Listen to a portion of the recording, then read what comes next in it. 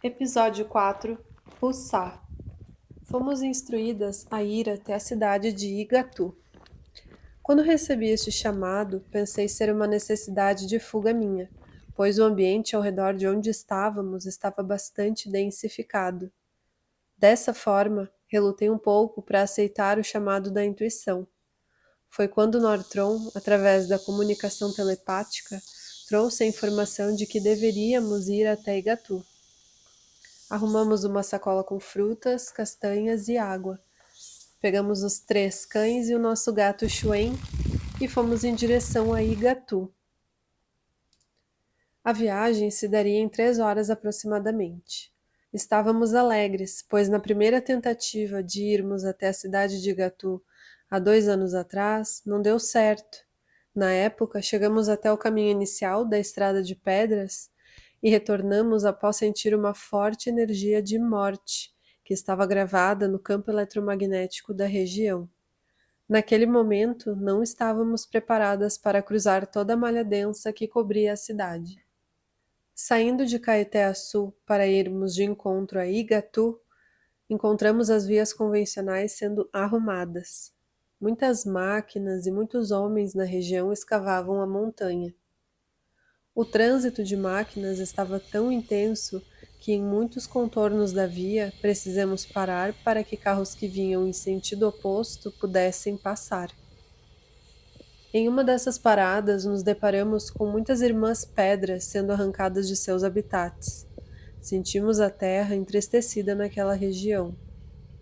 Ficamos em silêncio por um instante, e nesse silêncio pudemos sintonizar com a terra. O tráfego iria levar bastante tempo para que fosse restabelecido por conta de toda a movimentação de levar parte do reino mineral para dentro de caçambas enormes. Foi quando senti Kazimi, e nesse sentir, meu chakra frontal se abriu. Iniciei uma sintonização com a Terra para envio de frequências de cura. Haviam muitos irmãos Devas na região enviando suas energias para o reino vegetal e para o reino mineral, para que a calma pudesse penetrar as consciências de ambos os reinos. Os irmãos Devas estavam focados, bem como os pequeninos elementais da natureza. Todos estavam conectados por filamentos de luzes transparentes, cristalinas, que assemelhavam-se a plasmas de luzes solares. Podia ver os raios do sol ultrapassando as finas camadas dos galhos das árvores para alcançar as raízes com suavidade. Enquanto os elementais trabalhavam nas camadas mais internas da terra, os devas, enormes que eram, energizavam as árvores desde as suas copas. Senti de conectar-me neste movimento de energizar as árvores, e meu frontal, que já estava aberto, abriu-se um pouco mais. Agora podia observar parte do mundo intraterreno. Pude observar uma profunda fenda de luz que conectava a região de Caeté-Açu até a cidade de Okai. Não foquei minha atenção na cidade de cristal desta vez. Foquei minha atenção em um grupo de irmãos intraterrenos, os quais se encontravam ao redor de um grande cristal. Estes irmãos, embora esguios e cintilantes, com seus chakras totalmente abertos e sintonizados com aquela cidade cristalina, canalizavam energias verdes para o cristal que estava no centro deles. As energias de frequências verdes e douradas eram absorvidas por este cristal. Este cristal tomava uma forma octaédrica, e através de uma espécie de canal transportador, uma energia era emanada deste cristal, sendo esta energia conduzida em direção à crosta. A energia era captada pelos devas e pelos elementais que estavam na região onde nos encontrávamos, aguardando o tráfego ser liberado.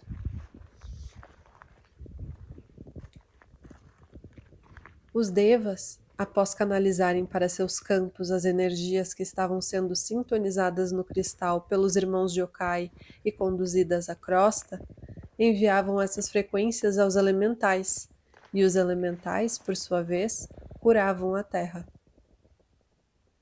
Este dispositivo de cristal sustentava a frequência que estava sendo sintonizada aos reinos vegetal e mineral. Toda a energia do dispositivo de cristal era emanada não somente para aquela região de Caeté-Açu, onde estavam machucando a terra. Haviam canais de ligação, os quais emergiam do dispositivo de cristal e se encaminhavam em direção a todas as cidades do Parque Nacional da Chapada Diamantina. A estrada foi desbloqueada. Fui retornando para o campo da fisicalidade com maior tranquilidade, por saber que os devas, os irmãos de Yokai e os elementais estavam em um intenso trabalho de cura da região. Não deixei de pensar na responsabilidade de estar trafegando por ali em um veículo poluente sobre a estrada que anteriormente era morada do reino mineral e do vegetal. Para que a culpa não se instalasse, mantive-me focada na estrada até Igatu, para conhecer a tão famosa cidade de pedras. Igatu não é considerada a segunda Machu Picchu apenas pela sua arquitetura. Igatu é considerada a segunda Machu Picchu por ter uma ligação profunda com os canais de energia intraterrenos. No caminho, cada árvore, cada parede de pedras contavam histórias ancestrais daquele local. Quando chegamos à estrada de pedras que nos conectaria à cidade, sentimos que tudo ali estava diferente. Na verdade, estávamos nós mais amadurecidas. Essa era a diferença. Não sentimos medo da morte, embora essa energia ainda estivesse plasmada ali. O que chamou nossa atenção e refrescou o nosso coração foi ver novos arbustos brotando na região. Os devas estavam trabalhando incessantemente no local. Sentimos isso. Enquanto concentrávamos em nossa respiração, pois o caminho de pedras nos exigia atenção, recebi de Nortron por telepatia a informação de que estávamos indo até a região não a passeio. Estávamos indo para trabalhar junto à equipe do Comando Ashtar. Achei curioso, porém, naquele momento do recebimento da informação, não mencionei nada para não atrapalhar o rumo da missão. Entendi que faríamos alguns recolhimentos na região junto à equipe. Quando finalmente vencemos o caminho de pedras íngreme, nos deparamos com uma cidade inteira construída de pedras. Ver o reino mineral para fora da terra foi um tanto quanto assustador, embora as casas erguidas fossem muito bonitas. Seguimos um caminho estreito, onde passava apenas o nosso carro. Encontramos um rapaz com um rádio de comunicação em mãos. Senti meu estômago embrulhar. Não pelo rádio ou pela comunicação do irmão, mas porque senti-me observada, compreendendo e sentindo o peso do trabalho que seria ali ancorado. Tivemos acesso permitido e seguimos até uma rua em frente a um charmoso restaurante para que pudéssemos compreender onde precisávamos ir. A informação que nos foi enviada era de que deveríamos ir até o antigo garimpo da cidade e, imediatamente no mesmo instante, fomos informadas de que deveríamos sair dali e ir de encontro a um pequeno descampado que ficava ligeiramente próximo ao garimpo. Seguimos a orientação. Lá, estacionamos o carro, criamos um campo de força e de proteção ao redor do veículo. Sintonizamos com a equipe da nave Novax e iniciamos o ancoramento. Quando sintonizamos com os irmãos, fomos em projeção astral até uma região que parecia ser uma caverna imensa. Os irmãos de Novax estavam aguardando em naves fora da caverna, enquanto alguns irmãos guardiões da Terra, os quais trabalham em união à equipe multidimensional, se direcionavam para dentro da caverna. Nós já estávamos acostumados com os recolhimentos e resgates de irmãos desconexos de quarta dimensão. Porém, aquilo que estava se manifestando ali era completamente diferente de tudo o que já havíamos presenciado. Os corpos que estavam na escuridão da caverna eram tão rígidos quanto o reino mineral. Aqueles seres pareciam de pedra. Demorei alguns segundos para compreender que não eram seres de quarta dimensão. Eram seres que estavam na terceira dimensão. A pele deles não era de pedra, embora parecesse. Era uma pele escamosa, como peles de jacarés, mas eles não eram jacarés. Eram humanos com pele de réptil. Quando compreendi isso, recebi de Nortron telepaticamente que eles eram répteis que emergiram dos abismos sombrios, os quais ficam entre as cidades de cristal intraterrenas e dos subsolos da Terra. Enquanto um feixe de luz azul os congelava em corpos físicos e, em sequência, os sugava para dentro de uma nave auxiliar a Novax, Nortron explicava que estes irmãos desconexos haviam emergido dos abismos devido ao aumento da temperatura da crosta, para que realizassem uma tentativa de destruir as barreiras de cristais que compunham a entrada da cidade de Yokai, a qual ficava em uma outra caverna sobre uma região de canais límpidos e não subterrâneos desconexos. Como eles não conseguiram invadir Okai pelos caminhos intraterrenos por conta da proteção exercida pelos espelhos refletores de luz, o governo oculto enviou seus híbridos para que eles pudessem resistir e adentrar a cidade de cristal pelo canal físico.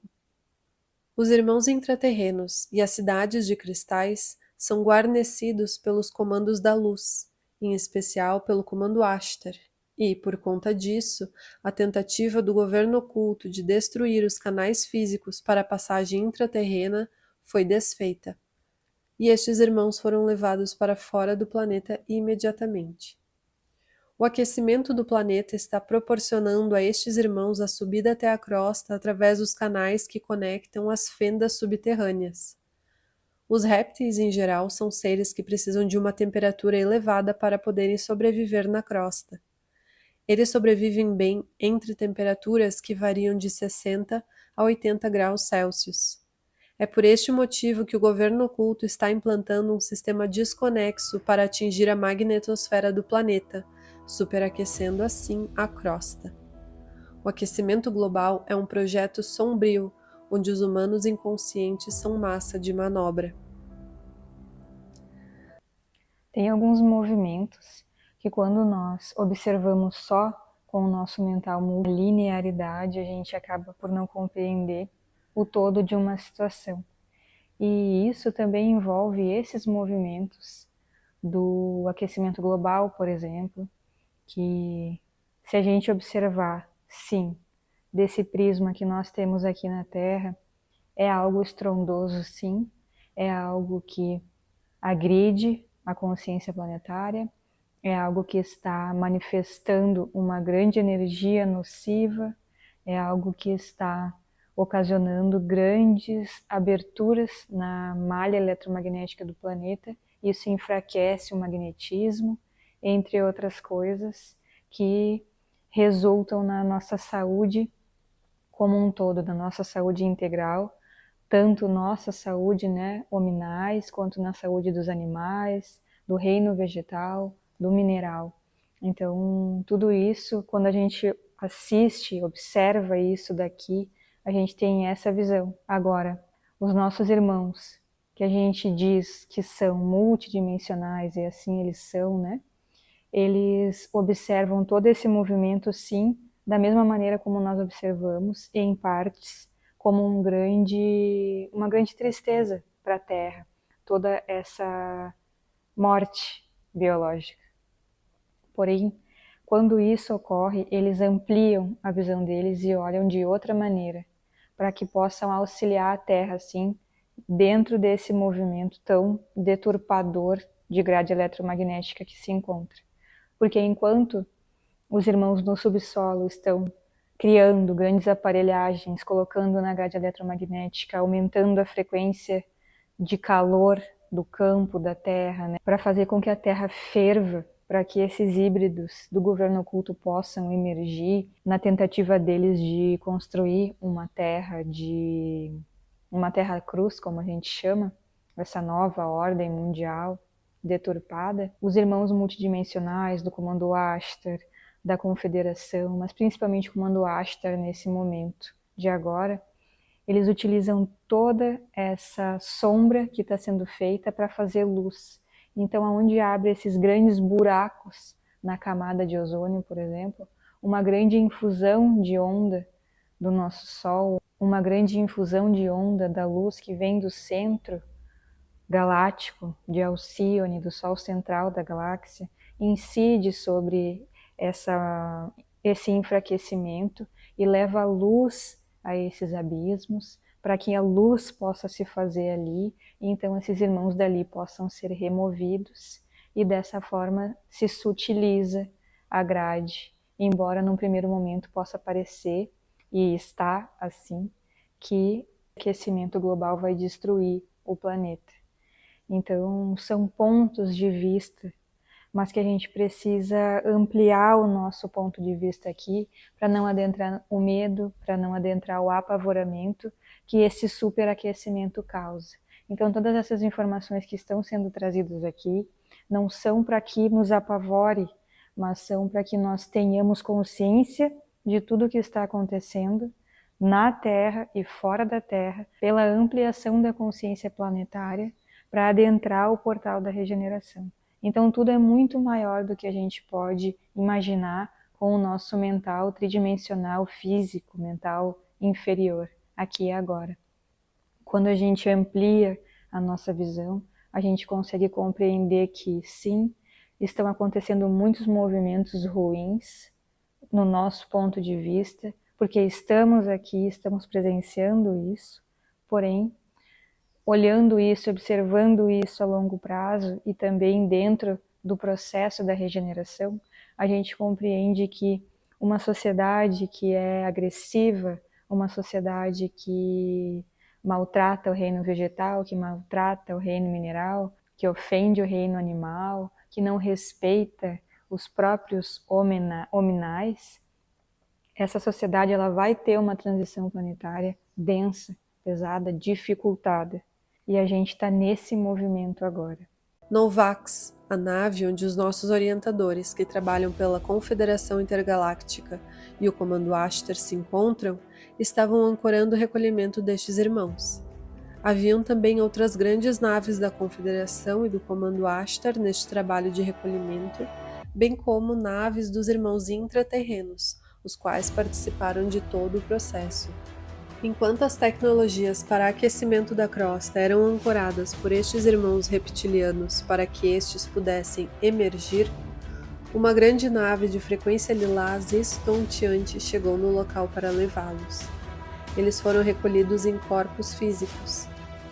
A informação que nos foi trazida posteriormente a este recolhimento foi de que estes irmãos foram levados a uma base na Lua, para fazer suas saídas do planeta Terra em direção a outro planeta, após diluírem os seus corpos físicos. Houve uma grande abertura de portal para transferir irmãos para o exílio posteriormente a este recolhimento. Este portal foi aberto no dia 31 de outubro de 2024.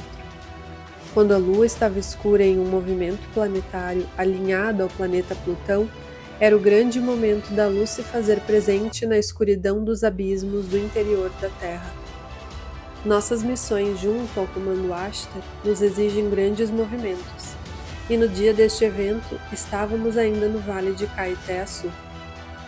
Quando nos foi orientada a vinda ao Vale, não imaginávamos que estaríamos aqui no dia deste grande evento terrícola em trabalho junto ao Comando Ashtar e ao grande manto azul de Mãe Maria.